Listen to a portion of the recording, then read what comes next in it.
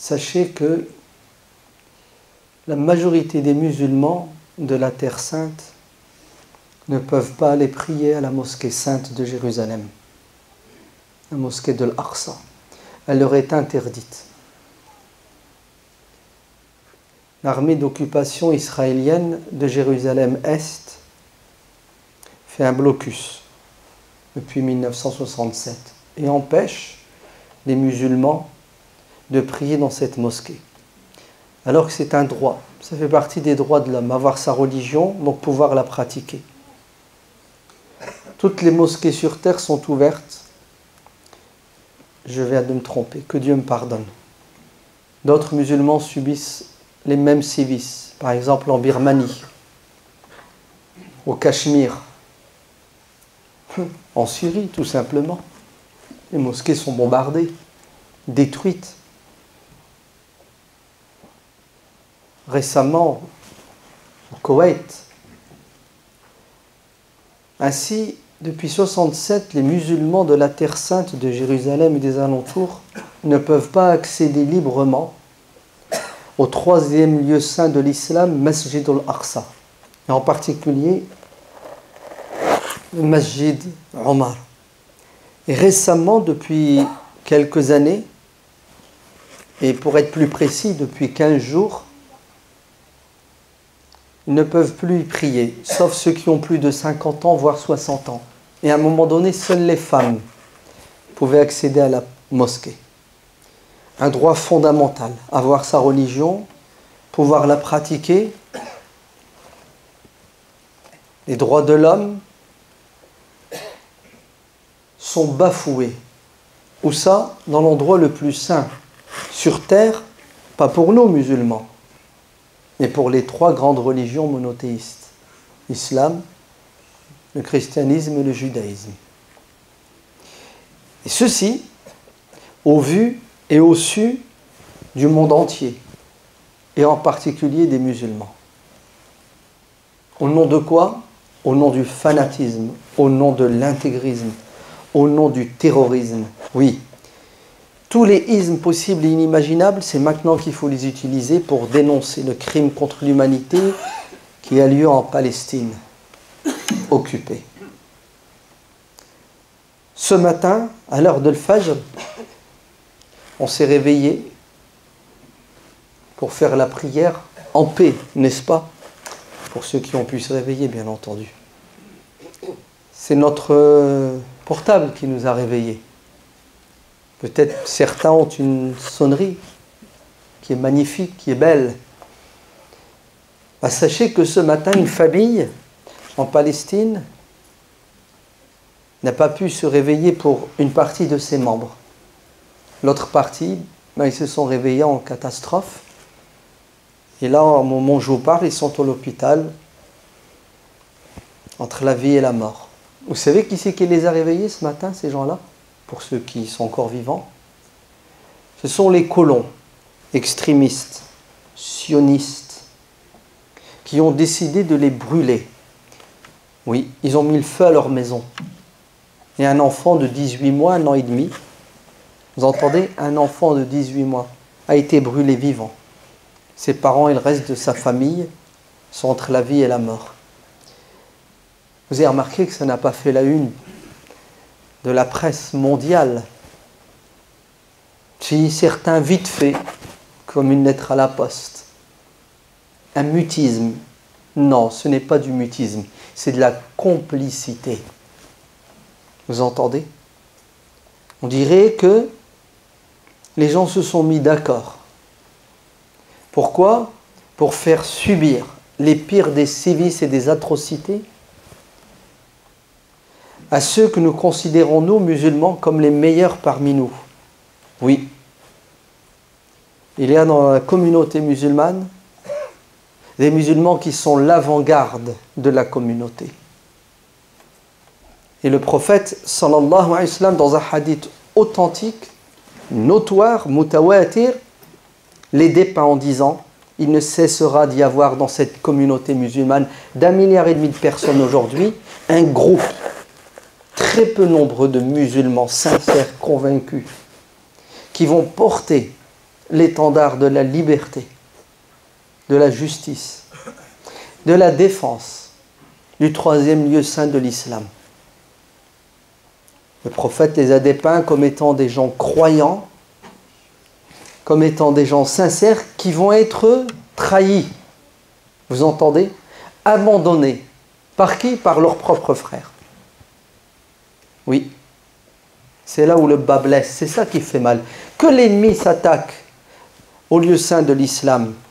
Que l'ennemi tue et massacre des musulmans qu'il considère comme des espèces dangereuses à éliminer. Ça s'entend, ça se comprend, c'est de bonne guerre. Mais que nous, musulmans, nous soyons passifs. Voire même peut-être, on n'est même pas au courant, on ne sait même pas ce qui se passe.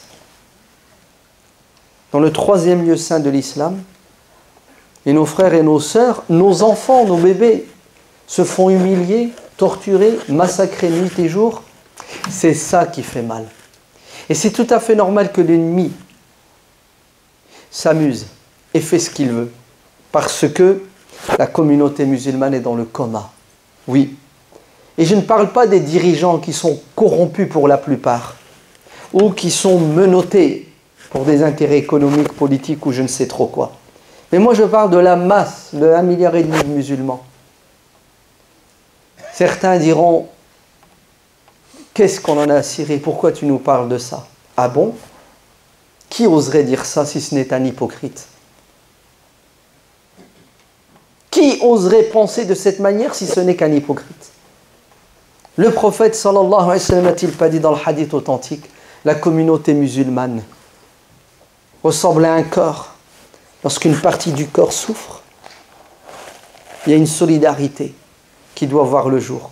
Tout le monde doit ressentir cette souffrance, cette douleur et se mobiliser. Pourquoi? Pour combattre les microbes, les bactéries qui sont en train de ronger une partie du corps. Parce que vous savez très bien que les microbes et les bactéries n'ont pas de frontières. Vous entendez? Ça commence par le petit doigt, ça se termine par le cerveau. Le reste du corps va être détruit s'il n'y a pas cette solidarité. Oui. Dieu dit dans le Coran, nous sommes une communauté qui doit être soudée et solidaire.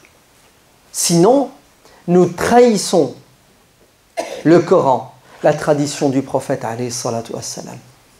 Aujourd'hui a été décrété par cette avant-garde, ces musulmans qui font le travail à notre place, la protection des mosquées, des lieux saints en Palestine.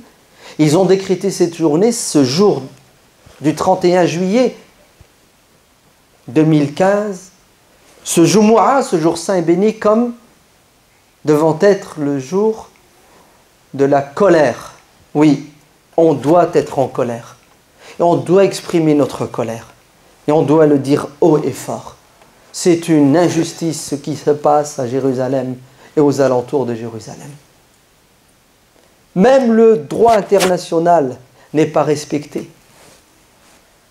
Même les conventions de Genève qui nous enseignent l'art de la guerre ne sont pas respectées. Et je vous en passe, tout est bafoué. Pourquoi? Ben écoutez, à cause tout simplement de cette communauté musulmane distraite. Distraite, oui, on est détourné de l'essentiel par des choses secondaires et futiles. Omar ibn al-Khattab, radiyallahu anhu, va être invité à Jérusalem par le général armé, le général en chef de l'armée musulmane, Abu Ubaydata Amir ibn al-Jarrah, qui avait pour mission de libérer la Terre Sainte, ce qu'on appelle aujourd'hui le Moyen-Orient, des armées coloniales romaines, byzantines, qui colonisaient cette région du monde de l'époque. Omar ibn al-Khattab radiallahu anhu a envoyé Abu Ubayda. Il a dit, mets les Romains, les Byzantins dehors.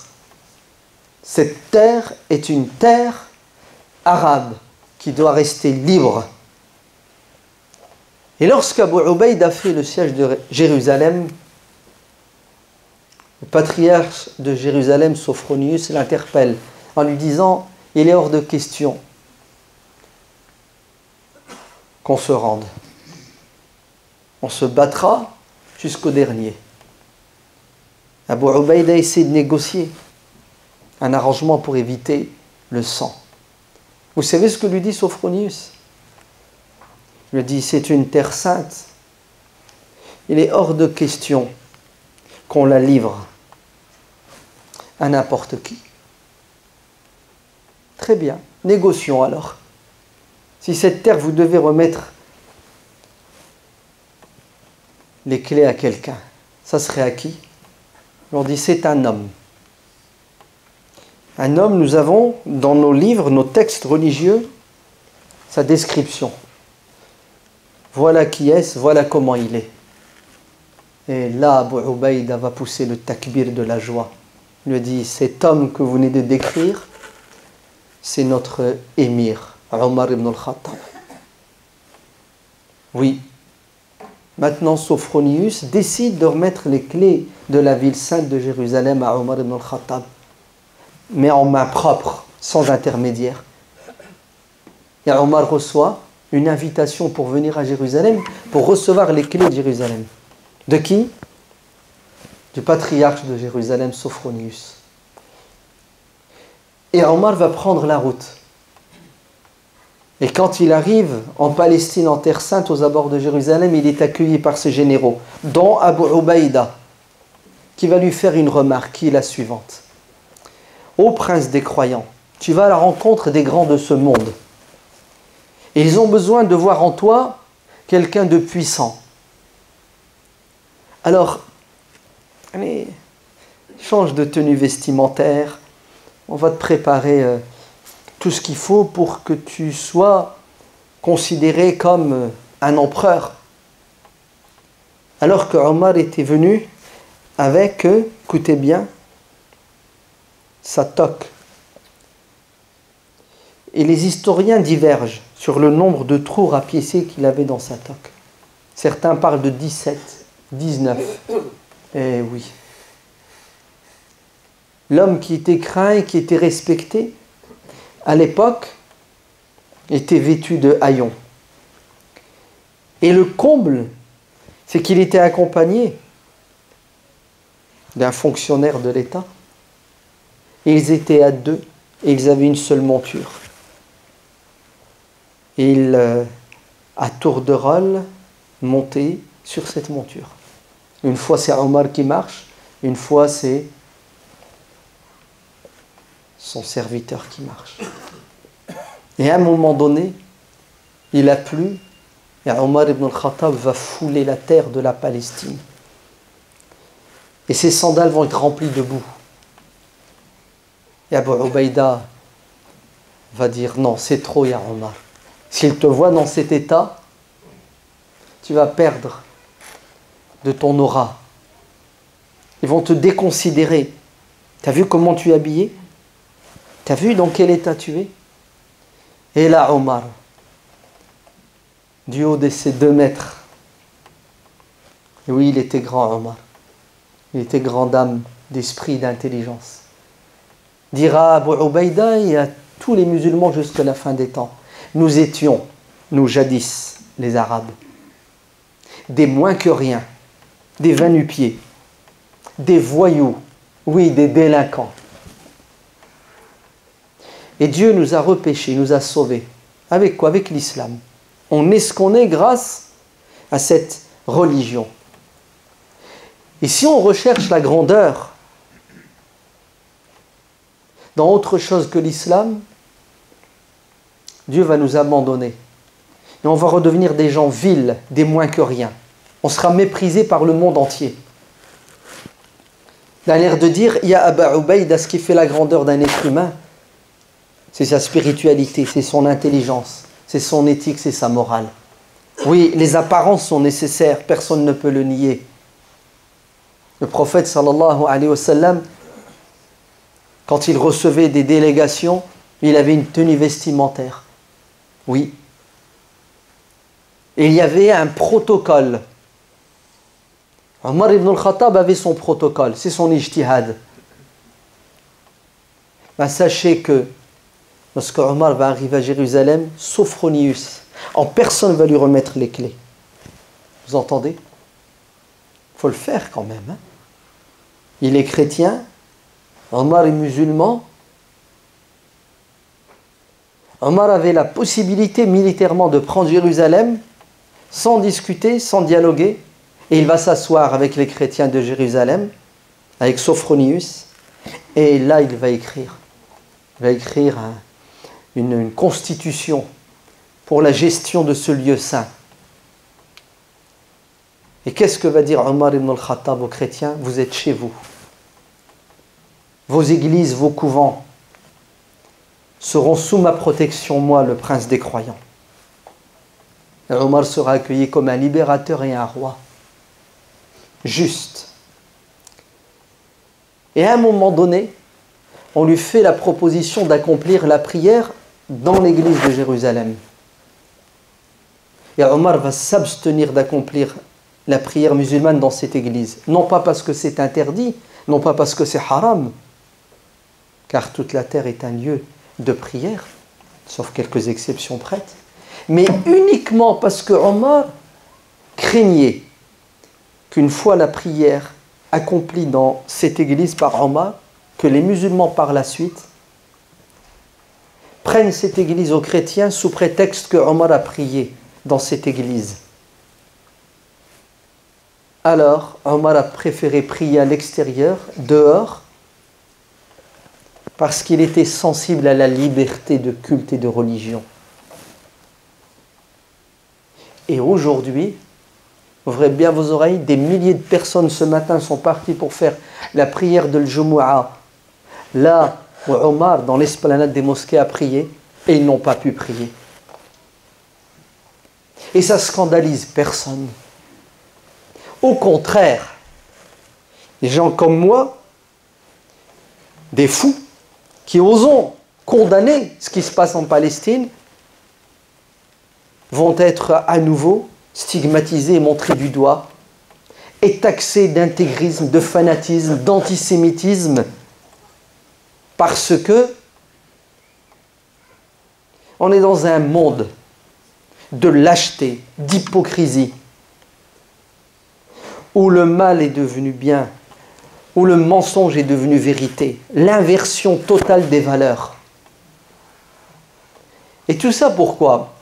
Non pas parce qu'il y a une minorité de gens qui ont des convictions sataniques et qui ont du pouvoir, mais uniquement parce qu'il y a une majorité silencieuse qui cautionne avec justement sa posture de spectateur.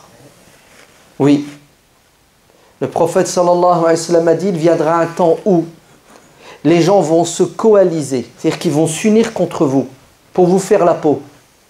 Les compagnons choqués ont dit, prophète, ce jour-là, on ne sera pas capable de se défendre parce qu'on sera peu nombreux. Le prophète a dit, non, non, non, vous vous trompez. Ce jour-là, les musulmans seront très nombreux. Et oui, 1,5 milliard. 1,5 milliard de musulmans, et regardez comment ils sont traités. Vous n'avez pas remarqué que 90% des conflits sur Terre aujourd'hui, des morts, des blessés, des expatriés, sont des musulmans, dans des terres musulmanes? Oui. On est devenus comme l'écume de la mer, dit le hadith. Tout ça pourquoi? Parce que nous sommes des matérialistes, comme le dit le hadith. Tout ce qui nous intéresse, tout ce qui nous préoccupe, c'est notre confort personnel. Après moi le déluge. Ben, vous vous trompez. Parce que toute personne qui va tomber martyr en Palestine aura l'honneur, vous entendez, de rencontrer Dieu avec fierté. Parce que elle est morte pour une cause juste. Quant à nous, ben peut-être qu'on va devenir les martyrs de la surconsommation. Et oui, les martyrs de la malbouffe. Est-ce que vous regardez aujourd'hui, Notre population, elle s'est bien intégrée au modernisme. Oui, il faut condamner. Et il ne faut pas se taire. Alors sortez vos portables, Allah barik fikoum, et envoyez des mails à vos députés, aux maires, aux ministres, aux présidents. Oui, je sais ce que vous allez dire, ça ne sert à rien. Mais bien entendu que ça ne sert à rien pour celui qui ne veut rien faire. D'ailleurs, dites-moi, comment se fait-il qu'il se passe tout ça en Palestine aujourd'hui et personne ne bouge? Par une opération du Saint-Esprit? Ben c'est parce qu'il y a des gens qui font ce que je suis en train de vous dire, c'est-à-dire pression, qui se sont constitués en groupe de pression politique, économique, médiatique, tout ce que vous voulez comme hic, et qui ont un objectif, c'est justement de priver des millions de personnes de pratiquer leur religion dans la liberté. Oui, c'est parce qu'ils bossent, c'est parce qu'ils agissent qu'ils arrivent à atteindre leur objectif. C'est parce que nous sommes passifs et on ne veut pas agir. Ne dites pas que ça ne sert à rien. Les autres le font, ça sert. Oui, peut-être que ça prendra du temps. Non, pas peut-être, mais c'est évident que ça prendra du temps. Pourquoi? Vous croyez que construire c'est facile? Vous croyez que construire c'est rapide? Non. Les choses changent dans le temps. Même Dieu qui est tout-puissant, il a créé la terre et les cieux en 6 jours. Pour nous montrer que nous, qui sommes plus faibles, ce n'est pas 6 jours qu'il nous faut pour défendre les opprimés sur terre. C'est 60 ans, peut-être 200 ans, mais bien entendu. Peut-être que dans 200 ans, on aura des résultats comme c'est arrivé dans l'histoire. Puisqu'en 1099, Jérusalem est tombée sous le joug des croisés. Ce n'étaient pas des enfants de cœur, hein, loin de là. 70 000, vous entendez le chiffre? Personnes tuées, massacrées, hommes, femmes et enfants, même les animaux y sont passés. À Jérusalem et aux alentours, en 1099. Il faut combien de temps pour libérer Jérusalem? À Salah ad-Din et ceux qui l'ont précédé? Oui, 92 années. En sachant qu'une fois Jérusalem en 1087 libérée, à nouveau retombera sous le joug des chrétiens à 2 reprises. Et au total, pour libérer Jérusalem et tous les alentours de la domination des croisés, il faudra 200 ans. 200 ans, vous entendez? Oui. Mais s'il n'y avait pas Mawdoud, Imad ad-Din Zanki, Nourdin Mahmoud al-Shahid et des milliers, des centaines de milliers d'autres personnes, des hommes et des femmes et des enfants qui avaient posé leurs pierres dans l'édifice de la libération de Jérusalem, jamais les Mamelouks, 200 ans plus tard, n'auraient pu réaliser ce projet de libération. On est tous responsables. Et le minimum que nous devons faire, c'est être au courant, se mettre au courant, chercher l'information. On ne peut pas agir intelligemment si on ne sait pas ce qui se passe. Oui, nous devons nous informer au quotidien. Vous entendez, ce n'est pas compliqué aujourd'hui. De ce qui se passe en Palestine, de ce qui se passe aussi en Birmanie, de ce qui se passe aussi en Côte d'Ivoire. Oui, là où il y a des gens qui souffrent, des opprimés, nous devons. Parce que nous sommes une grande famille, nous sommes une umma. S'il y a une partie du corps qui souffre, l'autre partie doit ressentir de la souffrance. Comment tu peux ressentir de la souffrance? Tu ne sais même pas que ton doigt souffre. Pardon, tu ne sais même pas que ton doigt existe. Tu ne peux pas ressentir, tu ne peux pas compatir, tu ne peux pas aider. Tu ne sais même pas ce qui se passe. Oui, trop d'informations tue l'info malheureusement. Notre cerveau est rempli d'informations nulles qui n'ont pas lieu de nous interpeller. Et les vraies infos, on ne les a pas. Oui, ça fait partie aussi de la stratégie. Vous détournez de l'essentiel avec quoi? Avec des leurres, des choses futiles. Non, Revenons à l'essentiel. وما لكم لا تقاتلون في سبيل الله والمستضعفين من الرجال والنساء والأطفال. Qu'avez-vous à ne pas voler au secours de ces hommes, de ces femmes et de ces enfants qui vous appellent au secours, qui souffrent par-ci, par-là, de la tyrannie, de la dictature, du despotisme, de tout ce que vous voulez comme malheur. Le minimum obligatoire, c'est d'être au courant pour compatir. Secondo, c'est de prier pour ces gens-là. Tertio, c'est d'interpeller ceux qui ont le pouvoir pour qu'ils sachent que nous sommes là et que ça ne continuera pas parce que nous avons des moyens de faire pression. J'en profite, parenthèse, n'oubliez pas de vous inscrire pour les élections régionales de décembre 2015. Les inscriptions sont possibles jusqu'en septembre. Oui, il faut faire pression politique, médiatique, économique, intellectuelle pour défendre. Parce que nous devons tous être des avocats des causes justes. Wallahi, c'est honteux. C'était la semaine dernière, l'anniversaire de la mort d'un homme. Rajl, Wallah, c'était un homme. Hugo Chavez. Je me retiens. Hugo Chavez. Il s'est levé contre l'injustice en Palestine lors du massacre de Gaza. Alors que la plupart de ceux qui dirigent les pays musulmans se sont tus. Voire même, dernièrement, ils ont participé au massacre. Vous avez vu? Vous avez vu le problème où il est? Il est chez les musulmans. Il n'est pas chez les autres. Car vous allez trouver chez les autres qui ne sont pas musulmans des gens qui défendent la cause palestinienne 1 million de fois plus que le meilleur des musulmans. Oui, parce qu'ils sont animés par un humanisme qui n'a pas de frontières. Et ils ont la haine de l'injustice.